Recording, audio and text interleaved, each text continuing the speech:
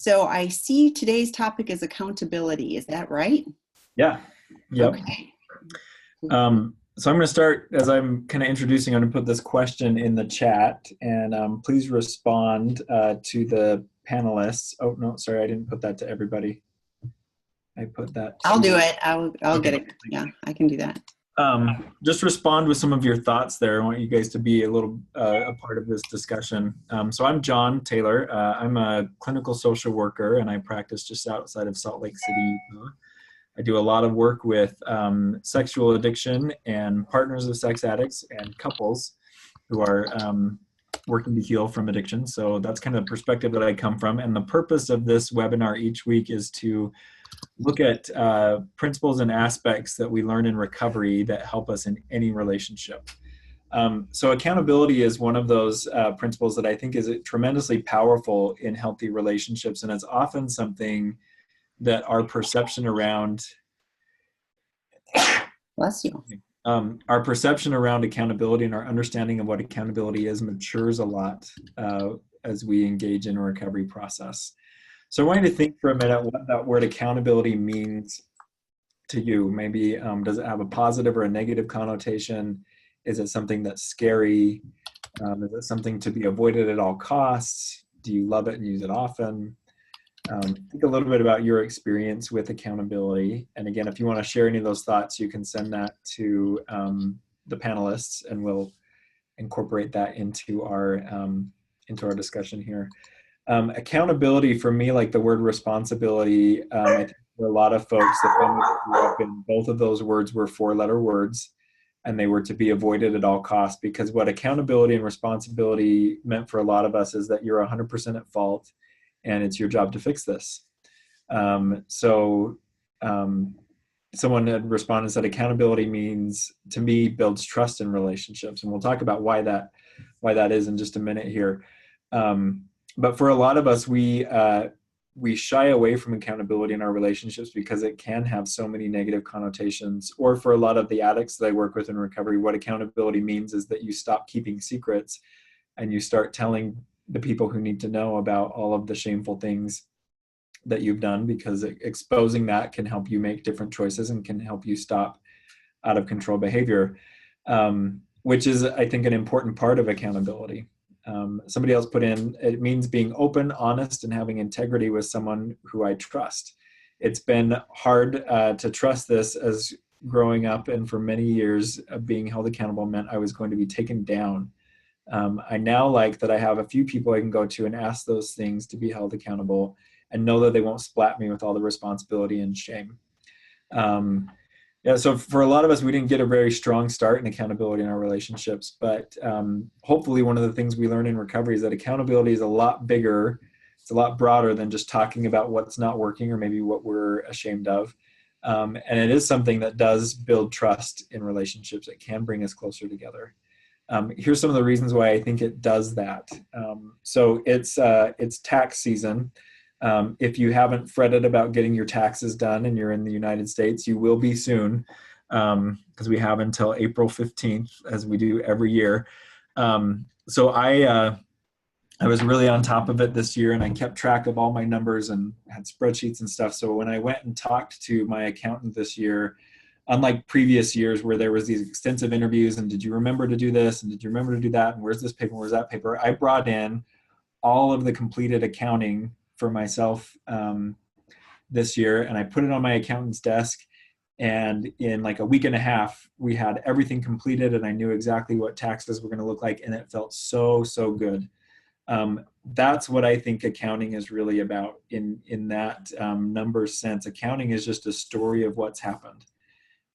And we tell the story, the good, bad, and the ugly. So there were some things that I was really embarrassed to turn in, like expenses that were out of control, or even some tax burden that I didn't anticipate this year. Like there were some parts of that were embarrassing, that weren't my favorite to be accountable on. But with that whole picture, this person who I had asked to help me was able to see the whole picture and know what it was we needed to do in response, know where we needed to adjust this or that, or let's look out for this next year.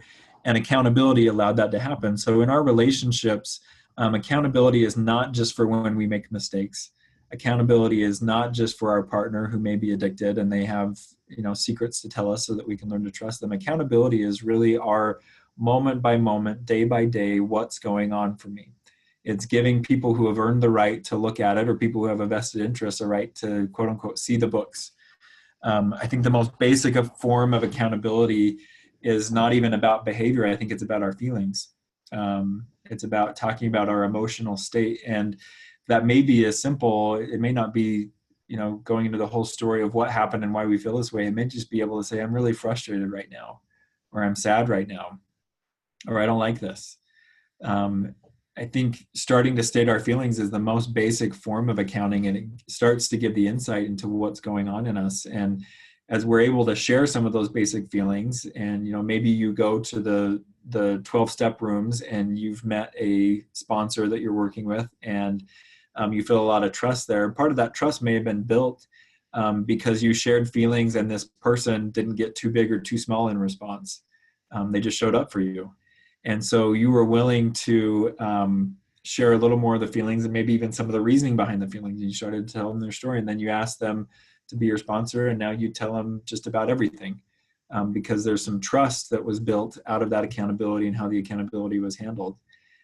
If you're in a relationship right now, either with someone who's addicted or you're addicted and your partner's in a relationship with you, those initial steps into accountability early in recovery can be very, very scary, because usually as I've worked with couples in recovery, most of them do not have a relationship where accountability is the norm.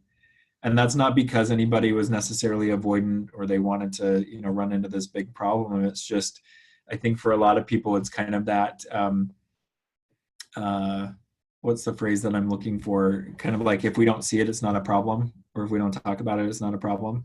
So a lot of us go along just doing our relationship thing, hoping that there's not big problems happening. And for a lot of the couples that I work with in recovery, accountability is one of the pieces that we start putting in place, because it helps us to develop some comfort around talking about problems as they brew. So being able to say to your partner, getting up first thing on a Saturday morning, getting up and out early to go and spend time at your parents' house, helping them around the house, is not my favorite thing. If we have that kind of accountability early on in the process, we usually don't have big explosions later on, because usually in a relationship where there's some kind of attunement or some kind of, we're both trying to make this good, our partner will hear that and they might ask more questions. Well, what is it about that you don't like? Well, I really look forward to sleeping in on Saturday mornings and I really want to do that. And maybe there's some negotiation and, well, we go later. Or it may be, every time we're there, your mother comments on my weight or my appearance, and I don't like that. Oh, I didn't know that was going on. And, with accountability, it opens up some ability to accurately problem solve. And so if you could, just based on what we've been talking about, if you want to put in the Q&A or in the chat, maybe some of the ways that you want to practice some greater accountability. Like I said, that first step in accountability is sharing our feelings.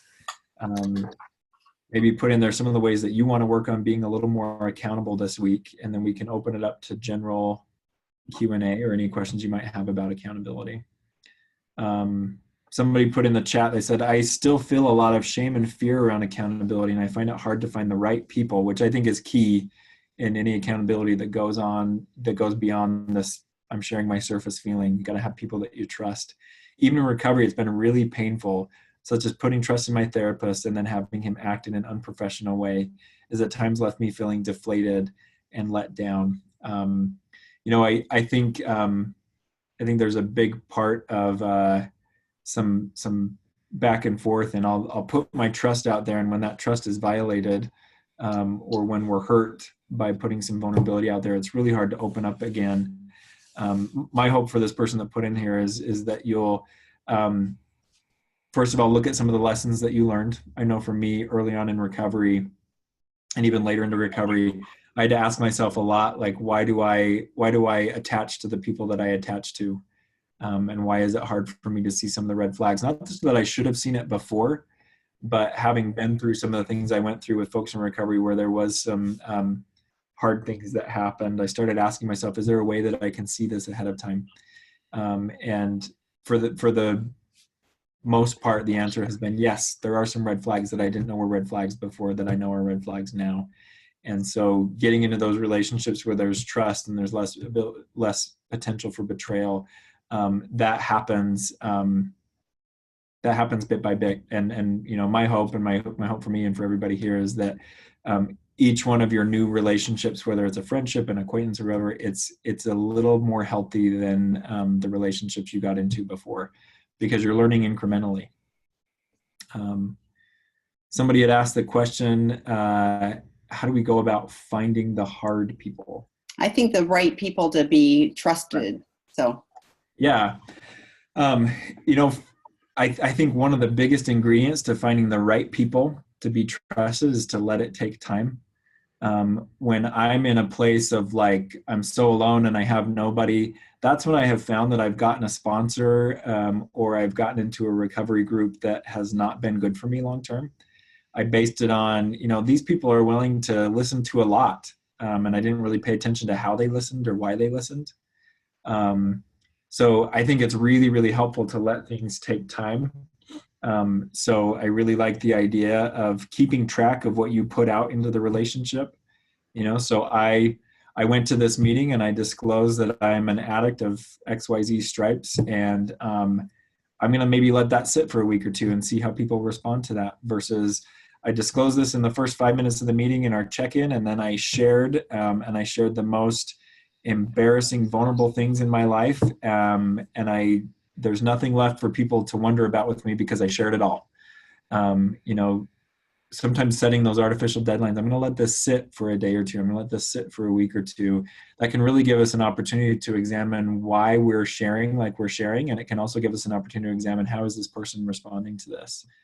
You know, I had an experience earlier on in my recovery where I talked to my parents about some things that my therapist had urged me to talk about in that relationship, and I did. And then I didn't think about it for a couple of months until I was in a men's group, and one of the men in my group asked me if either one of my parents had called to check in on me and to ask how I was doing after I'd shared that thing.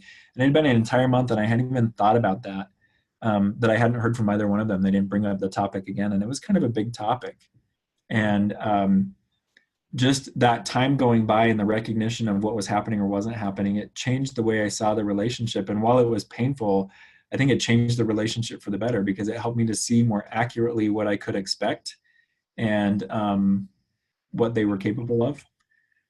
So I would say the biggest factor in finding the right people to have those hard conversations with is just let it take time. Don't make artificial deadlines. If you connect with somebody, don't get so excited that the next time you talk, you're going to share everything. Just let it unfold, and let it unfold as naturally as possible.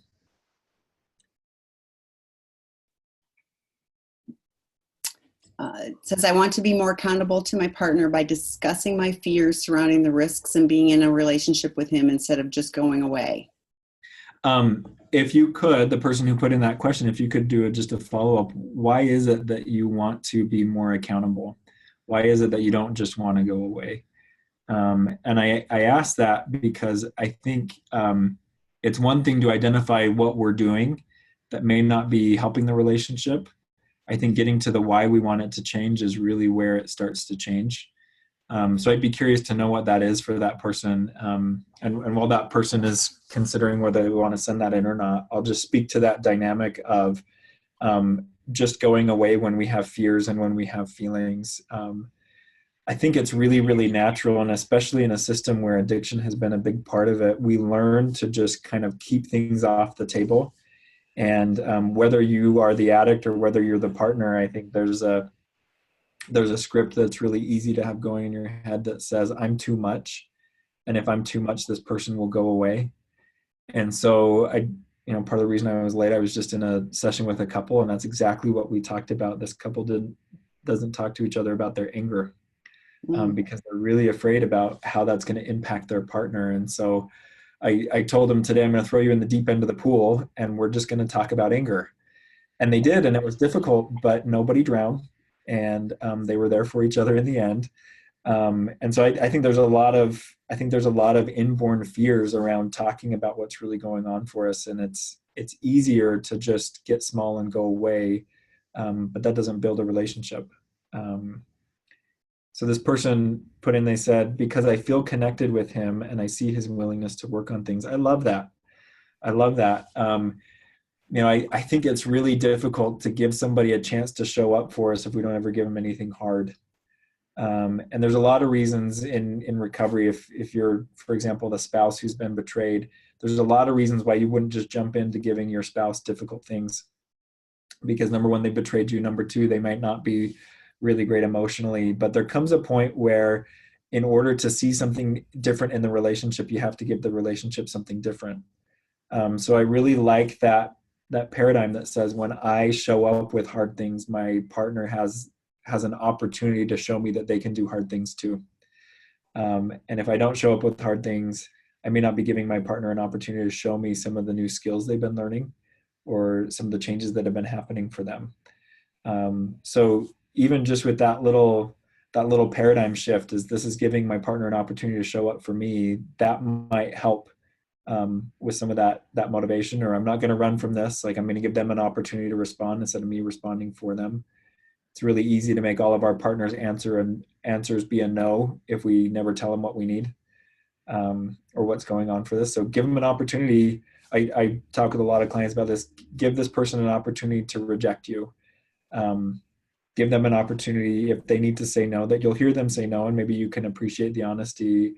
But I would say the majority of the time, when we come with real vulnerable feeling with someone who's working on themselves in their recovery, the majority of the time we're going to be met with at least, I don't get where you're at right now, but I want to. So help me understand more. So I like this that. Person added, I'm fearful that he's presenting to be someone he's not. So I think that's another, I go back to the let it take some time. Because I see a lot of addicts early in recovery, they can put it together really, really well, and they can respond to a crisis for a little bit of time, and it can look good what they're doing. But I would say two things. So give that some time and listen to your gut. So if something feels off, hopefully if you're in some kind of couples counseling or therapy, maybe that's something that you can bring up and talk about. Like, can we talk about where you're coming from? Can we talk about this fear that you might be putting me on? Can we talk about how scary it is to trust you? I think, again, that's more of that accountability stuff that really can start to help getting us to some practical solutions and some moving things forward. Is we have to have the information, though.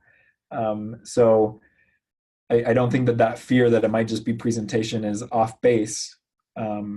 It could take some time and some additional investigation to figure out how on you are and how scared you are and how much wounding there might still be going on and how much healing might need to happen. But I think it's all part of that process.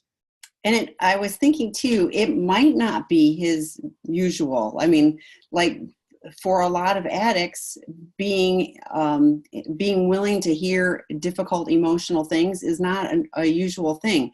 I remember early on they said act your way into, because like I had all this fear and and they're like just do it, and eventually you'll come together with your emotions and your actions will align. But like that was not intuitive to me. I didn't know how to do a lot of those things. So I had to, so it might feel like he's acting a way that isn't his usual.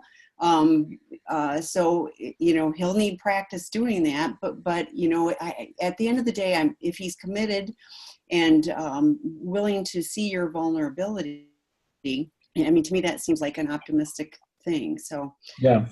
It's going to be scary for both of you, I think, that yeah. It's going to be challenging. So one of the people said, added that your experience with your parents is something that she's processing. It's been super painful and the fantasy bond has dropped and I'm having to let go of expectations. And I was thinking about that because you said, it was good for our relationship. And I was like, it still had to be really painful to let go of what, the fantasy of this is, we've got this, I'll age myself, but the Leave It to Beaver, our family's all perfect, versus, this is what the reality is. But, and we talk about this with a lot of the webinars too. It's like you have to grieve the loss of what you thought you had in a relationship, including, a parental relationship. If they can't show up for you in a certain way, grieve the loss of that expectation and now accept that this is what we've got. So, it can be hard, and, I think it's ultimately good, but it probably didn't feel good in the moment either. It's definitely one of those I've had to take a long-term view on it. And in the moment, I certainly did not have a long-term view on it. But looking back, I feel much more willing to give my parents those opportunities to reject me or to not see me, because I know that the more accurately I see them, the better I'm capable of loving them and accepting them for who they are, which is what I want. I don't want relationships built on pretense, but that's definitely one of those experiences had to accumulate before I was like, all right, there's value in this pain. Because before it was like, why am I going through this pain? I went back to my therapist after that group and I said, why did you tell me to talk to them? Like, you had to have known that they were going to drop the ball. And he's like, no, nobody can know that. But, and then we worked on it, but, I'm glad for that experience early on. Because it helped me to have some perspective on what that kind of pain can do for us, what it can open up. And I think for me, it was, I have a community of people that have become safe people for me, to explore. I've gotten to know some new friends, and I was thinking about this whole process of that, and like I'm revealing myself a little at a time. People learn fairly early I'm in recovery. I just, I don't go through all the nitty gritty, but, I tell them, and then people look for help. So that's all fine. Mm-hmm. But I thought what I really do is I ask them a lot of questions because I want to get to know them.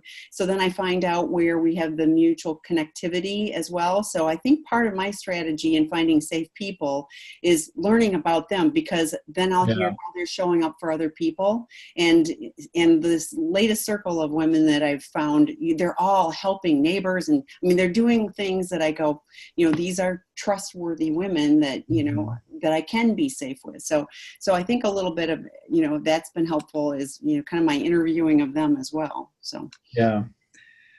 I think what you just said, Tammy, really relates to this. I think this was what I want to do this week to be more accountable. Somebody said, I'd like to be able to have better intimate relationships that are mutual and fulfilling, and to be able to be open with how I feel, with ease and acceptance, and to be in relationships with people who are open to, so I actually get to know them. So I really like, what you said about asking a lot of questions and observing.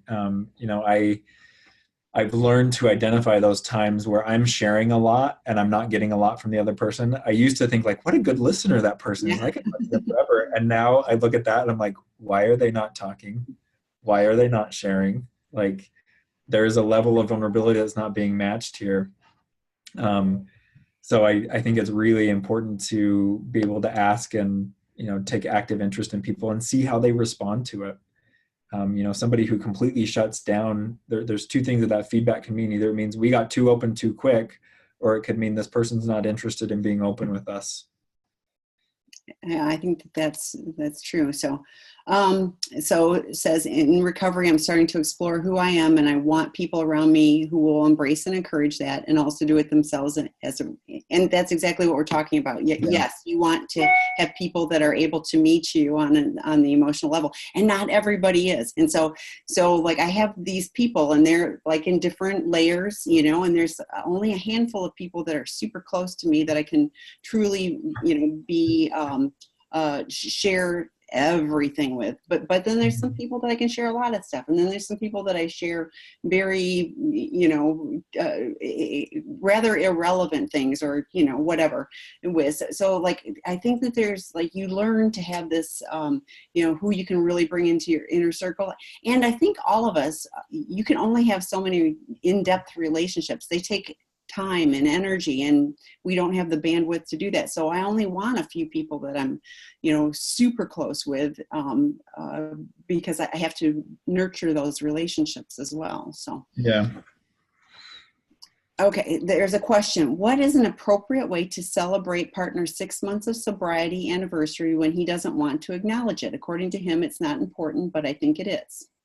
Yeah, this takes me back again to my early recovery and what I see with a lot of people. So, when I was probably until I was like 25 or 26, I thought birthdays were the dumbest thing in the world, and I didn't want anyone to acknowledge mine.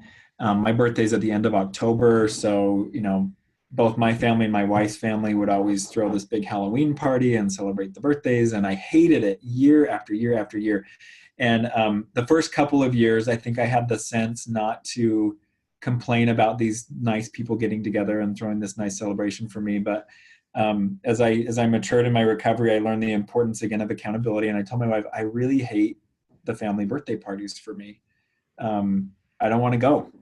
And we talked on and off, for a lot of years about this. And one thing stood out in my head. She said, do you think you could step outside your selfish self for a little while and recognize that it's important to these people to celebrate you?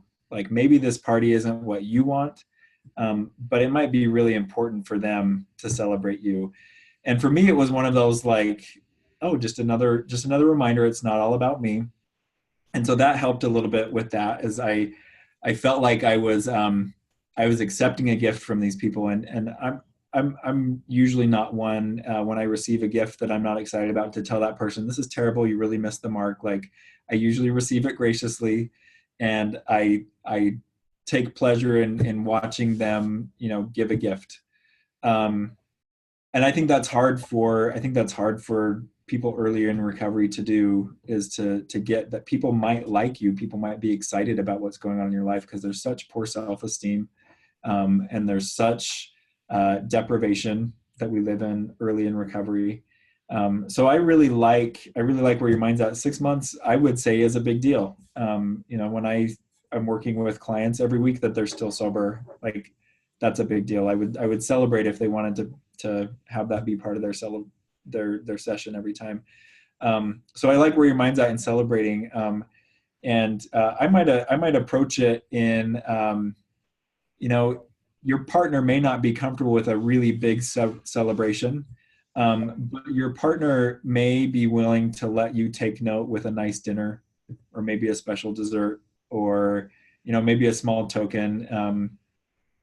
When I was working in one fellowship, I ordered a bunch of those medallions that they give out for sobriety dates, and these were step medallions. And I ordered a bunch and I had them. And when somebody, completed working a step, I would give them that medallion and just say, this is a big thing that you've worked step 2, and hopefully you'll remember these lessons.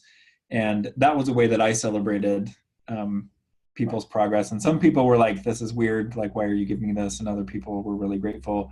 But for me, what it was about was that I was giving in a way that was congruent with me. So, if you really want to mark this, I might approach your partner with some negotiation. I would really like to show you how grateful I am for the work you've been doing. I'm proud of you for getting 6 months, and maybe start with something small, and just ask, like, would you be able to tolerate it if we went to a nicer than normal dinner? Just to take note of this. And nobody has to know, but this is what I want to do to say thank you for your hard work, and I'm noticing. And then be prepared for your partner to be really, really uncomfortable with that. Maybe uncomfortable to the point where they say no. Maybe uncomfortable to the point where they say, I guess you can, but you feel them dragging their feet the whole night. But I would let that be less about you getting the celebration right, and maybe more about them having a hard time receiving gratitude, acknowledgement, Because that's something I really see come a lot later in recovery, is that comfort being seen and being able to accept being seen.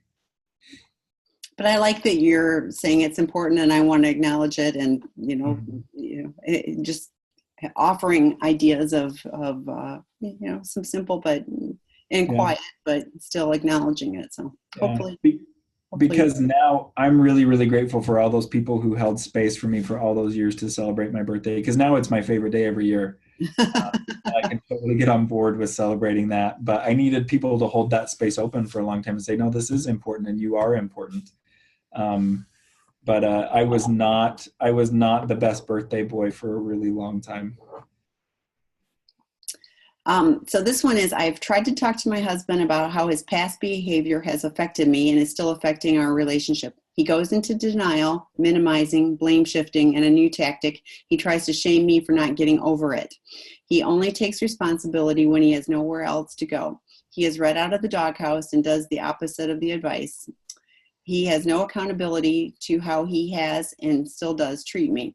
He is a porn addict, not in treatment, and is in denial that he has a problem. Yeah, I think that active addiction really, really makes the relationship space difficult, because with porn addiction specifically, and we see some big differences between porn-only addicts and sex and porn addicts. Porn-only addicts tend to be a lot more avoidant, and that's like the primary way that they regulate their nervous system. So it's really hard for them to give it up, and it's really hard for them to be in a relationship space with somebody else when that addiction is active. Because in essence, they're feeling like their personal home is on fire all the time. And so they're using porn to regulate that danger signal and that discomfort. But their partner really suffers because it's hard to be in a one-way relationship. But as long as there's an active addiction there, and I would say active addiction is not just I'm acting out, but sobriety only gets us so far. So if there's sobriety, there's been cessation to the behavior, but we're not really looking at what's going on with my nervous system and why did I use porn in the first place and how am I regulating otherwise. We can run into a phenomenon that's a lot like what they talk about in AA, the dry drunk, who's not drinking anymore, but they're still living that way. So yeah, that active addiction piece, I think it makes it really, really difficult to get any kind of empathy or any kind of even relationship collaboration. Because somebody in an active porn addiction is still of the opinion that they're better off going it alone. They're better off doing it themselves. Yeah. And that's, this person just said he still acts like an addict, but he doesn't watch porn anymore. It's been a few years. Without addressing kind of the why I use and what was going on for me, people can be sober from any kind of addiction, but still live as if they're using, because it's really the belief about myself, the belief about other people, my trust in myself, my trust in my environment that really makes the difference. And that's something that I think is really, really difficult to move without the help of another person.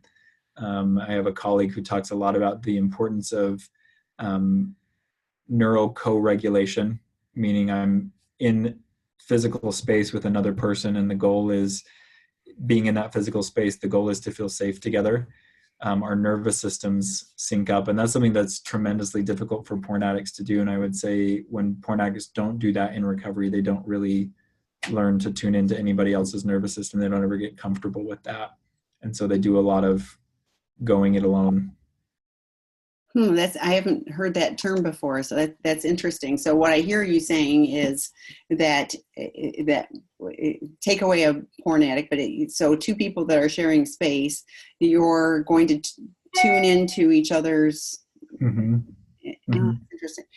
That's interesting because the other day I said to my husband, I said, like he was just off, and I said, "What is going on?" And there was nothing that I could pinpoint. It wasn't like he, had a bad day at work. It was just, I said, "You seem out of sorts." It was one of those. Yeah. Just checking in with them. It's actually on a molecular cellular level. Like if you've ever had the experience of walking in a room and you can just tell like there's anger in the room, or just walking to a room and you can tell that there was just something really uncomfortable happened. We're wired to attach to whatever's going on around us because we're essentially herd animals. The more connected we are to what's going on around us, the safer we are if what's going on around us is safe. So we tune into that, and that's either a signal to find out what's off and fix it, or to get out of that herd. And so, yeah, there's a lot of that. If somebody's been burned by that kind of connection again and again, they can become very unwilling to even tune into what's going on with other people. And that makes the empathy really, really difficult. That's interesting. So somebody shared they go to meetings and they want to be connected, but they get, when they're talking to somebody in recovery, I met with, don't think about it, let it go. What's your part in it? Which is making them feel disconnected, like they have to shut up and move on. And I was thinking about that with a lot of people in recovery. I know a lot of people in recovery, and a lot of people do really amazing stuff, and a lot of people just get to a certain point. They kind of go, I'm sober enough, and quit making progress. And for me, it took therapy as well as, working the steps to be able to really engage with all that emotional stuff. But, so Bessel van der Kolk wrote a book. I just thought the body keeps the score. But thank you. The body keeps score, because it's like, if you don't process through that and get rid of it, it's going to be all caught up inside you. So the whole just shut it down, ignore it, doesn't really work, and a lot of people end up relapsing because they get stuck on that. So continue to explore how you can find safe people, and it'll be a process, and it won't be 100%, but I think you'll find some people that you can share with on a basis. So yeah. Okay, so my partner is an addict and registered sex offender. He has been in recovery for 10 years, and I truly believe he is committed to dealing with his addiction in a healthy way. I feel like there is something wrong with me that I would even consider a relationship with him, considering I have 2 teenage children. His past is very scary to me, but my day-to-day interaction with him feels truthful, positive, and connected. Yeah, I think this is a difficult question. Because when it comes to, there's a lot of things that we have inherent biases around. And one of the biases that our society holds is that someone who is on the sex offender registry is just looking for their next opportunity to offend. And it's really difficult to say, no, only a small percentage are, or to say, yes, every single one of them is, because we're dealing with individual human beings here. And so, I think any relationship that we get into, it's really important to know what the ingredients of that person are. Like, what is their past? Where have they been before? What are they doing about it? So for me, I think the past behavior is one indication of what might happen in the future, especially if there's no insight into that past behavior, or if it's past behavior that's really hurt people. If there's no remorse around that, that would be definitely concerning. But there's also, I also want to live in a world where I believe that people can change and people can come back from some pretty terrible stuff. I have to believe that, because that has to be true for me. If that weren't true for me, I would be a really depressed, hopeless person. And so I think what's important in situations where our partner has a past that may be concerning, given like we may have a life that may present some risk for them, or may be a risky situation for them. I think it's important that not only is the communication between the two of us open, but what do their relationships with others feel like? Do I feel like accountability is a key thing for them? Do I feel like responsibility is a key thing for them? Is that evidenced by their engagement in some kind of recovery and healing? I've said for a really, really long time that my mental health is important to me and my physical health is important to me, but it has only been in the last couple of years where my behavior has really aligned with that. And I think that outcome is the biggest indicator of intent.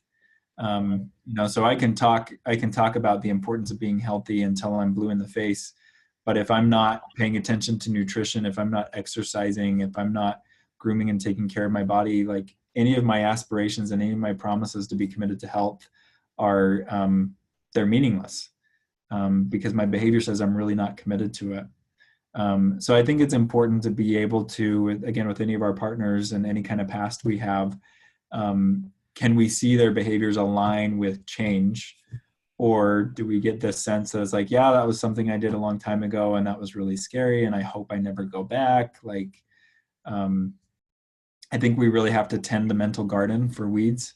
And if we don't, that's when things are prone to come up again. So, um, like I said, it's good to know the history. And it's important to know that with anybody's history, there's maintenance that we do to keep out of that. It's not just, I've seen the light and I'm reformed. We really live our lives differently after that. So I hope that's happening too in this relationship, and anybody who's in a relationship with someone with a past. I hope you have the opportunity of feeling that person care enough for themselves and for you and for the relationship to continue to make the changes and to be vigilant about things that could really hurt others.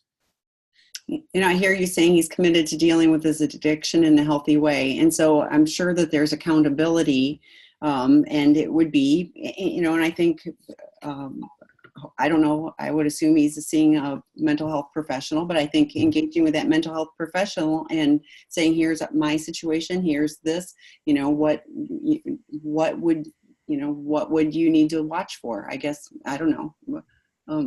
But it seems like you should have a pretty good indication from somebody who's known him longer on a professional basis with your situation, and just being honest and saying, I have 2 teenage children. Like, what do I need to watch for? Yeah. Other questions or comments on accountability? Anything else? Or any topics you'd like to see covered in the future? I'm planning out webinars for the next few months, and I would like to talk about things that are relevant to the people who are here. So it says, I like that one. That's one thing I never used to see. I believed words, and when the actions didn't meet and things never worked out, I thought it was my fault for not being enough. They didn't do what they said they would, or were like, because it wasn't worth doing, that I wasn't worth doing it for.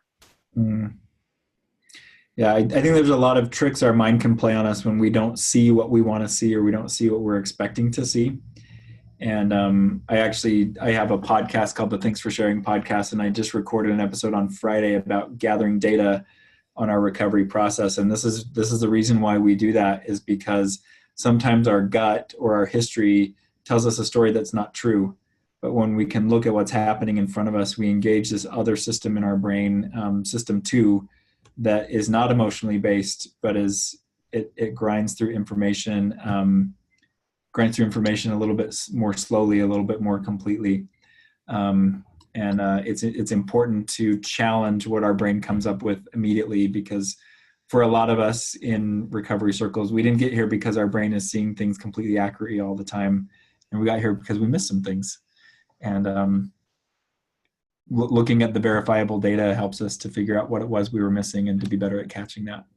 I think it was interesting. The other day I was talking to somebody, and we were both talking about another person's behavior, and we both, and this other person's also in recovery, and we were both kind of assuming responsibility for the other person. And we thought, oh, we must have done something.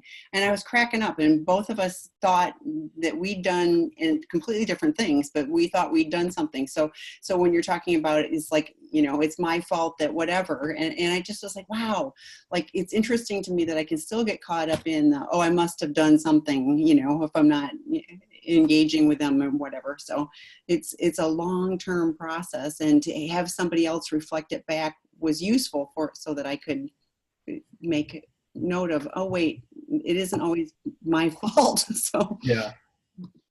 Okay, so here's I'm perplexed about the type of porn my husband searched for, watched, and what it means about his mental health.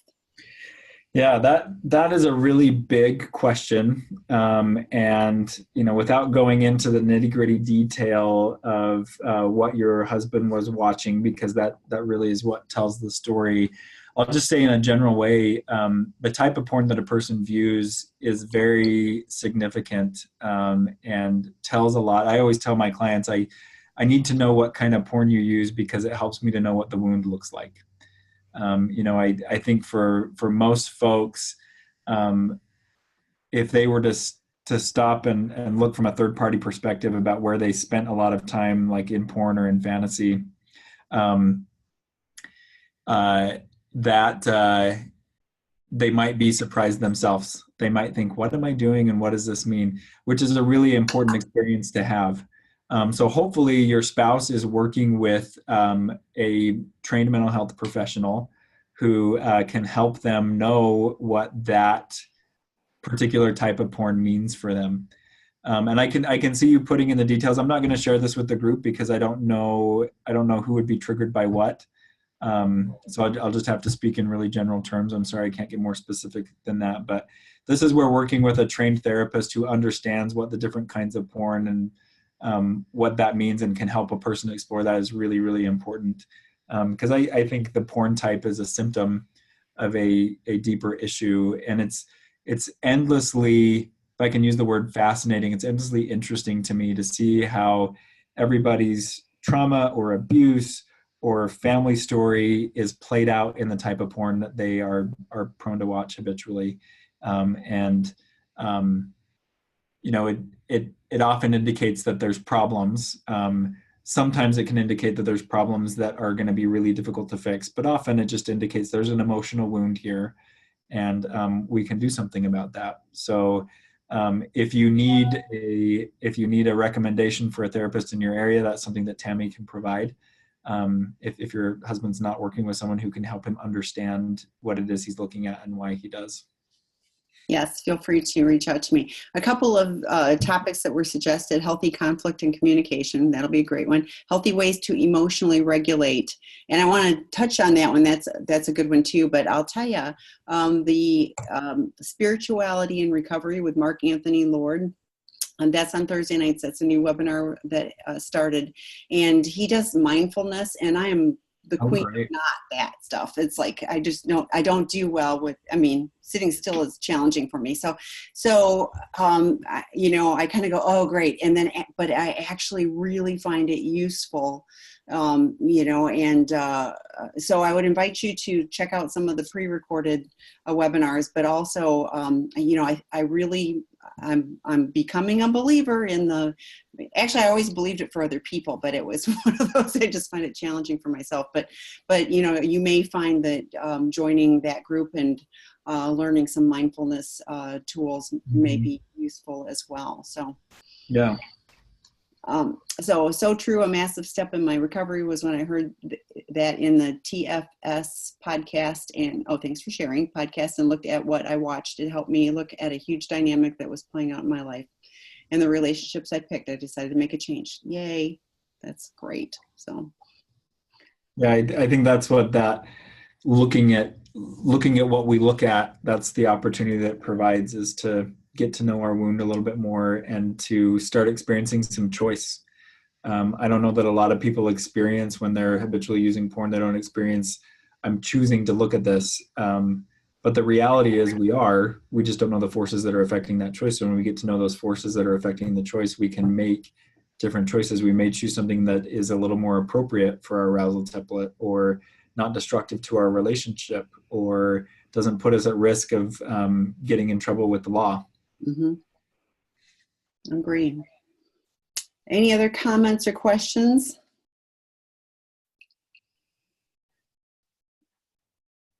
Then I think we will wrap up for today. We had a few minutes left, but we're close to end of time. So we will plan to see you all next week, and we'll add those topics to the list too.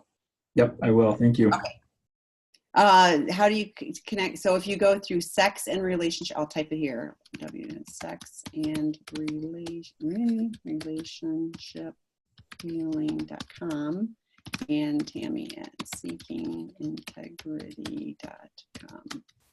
Integrity. Hopefully I typed those right. So, but if you go through sexandrelationshiphealing.com, you will, I'm the one that answers the emails. So if you're registered on there, but otherwise there's my email address. So feel free to copy and paste those.